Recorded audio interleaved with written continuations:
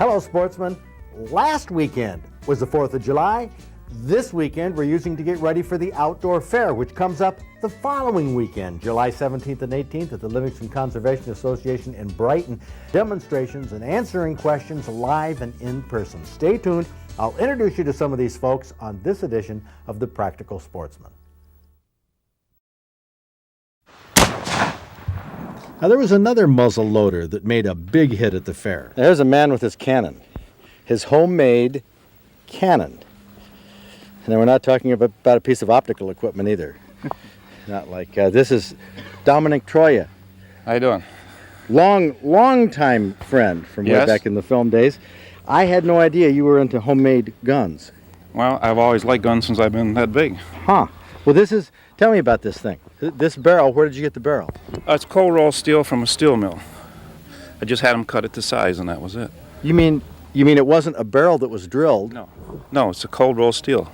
That's the way it comes with that hole in the middle? Yes, exactly. And that just happens to fit a 3-ounce fishing sinker, or what? No, I had to make that to fit the bore of the rifle itself. Okay, well, it's actually not a rifle because there's no rifling in it. That's right. So it's a smooth bore, but it's a muzzle loader. That's right. You have a scope mounted on this, and John here, I think you can see this. This is the elevation, cranking it up like so. This reminds me of being on a pirate ship or something. Yes, the same thing. And what is this mechanism here? That's a car jack. Oh, a car jack. A car jack. Good grief. Homemade Canon just for fun.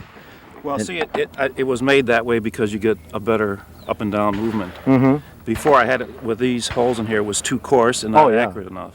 So that's why I converted it. So you can crank it in.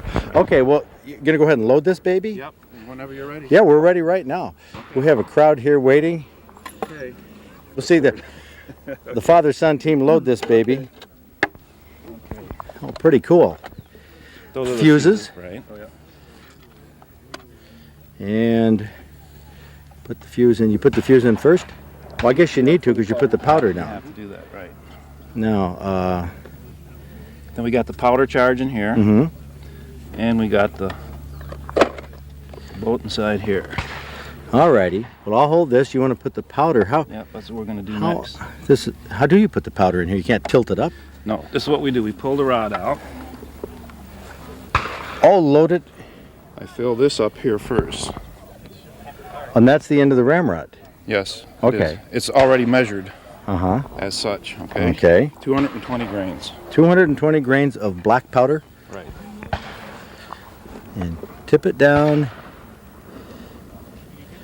I see. Slide that up into there. Now you have to crank the barrel down to... Put the barrel down, like that.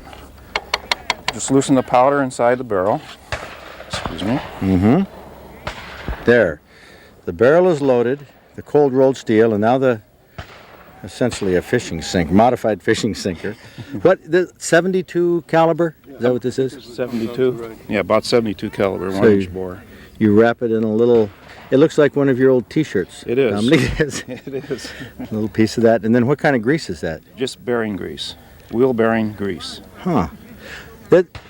Did they use something like that back in the old days, I wonder? Well, they use grease, they use spit, they use just about anything. Anything to lubricate it and right, and that was it. Seat the ball down there around the wad. Okay. And then we just slip that. That looks like it's fairly loose. Well, it'll get tight when it starts to go down. Oh, I see. There, that's called the ramrod. Ramming it down in there. Now, we have set up, of course, down there. Just a few minutes ago, we went and set up watermelons, muskmelons, jugs full of water, a big couple clanging steel targets. We're going to shoot the metal target first, I think. Metal target? Okay. The round target. That's the round target down there, the big clanger. You can see it has some rather large dents in it. Sometimes were those dents from this gun? Yes, they are. Oh, okay. Yep. So this packs a wallop. Well, we can... Are you helping? No, you can do it. Okay, Papa's going to do it. I do the big ones, he does the little ones. Okay. He has a problem with the small one. Okay. So we're sitting down here cranking the elevation. So the crosshairs, how's it looking? You want to check it? No, I'm going to take your word for it. Let's check it. He checked mine yesterday. That's the joke here. I said it's right on, and then he has to go down and look at it. It's like, like to have it. Wait, not dead on? It's slightly to the lower left. Okay. So that should hit that clanger right on. Okay, now you use the lighter. He's aiming at the clanger, the big round thing in there, in the middle. This is the easy shot. Yeah.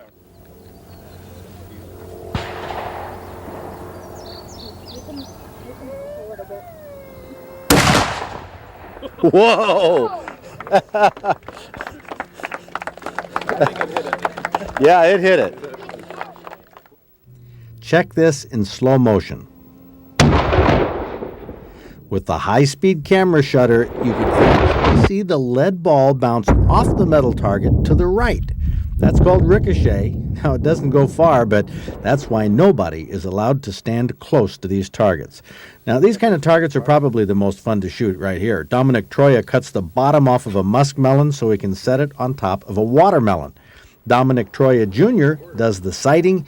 He's trying to be very precise, tapping the base for windage. His goal is to blow the muskmelon apart without touching the watermelon.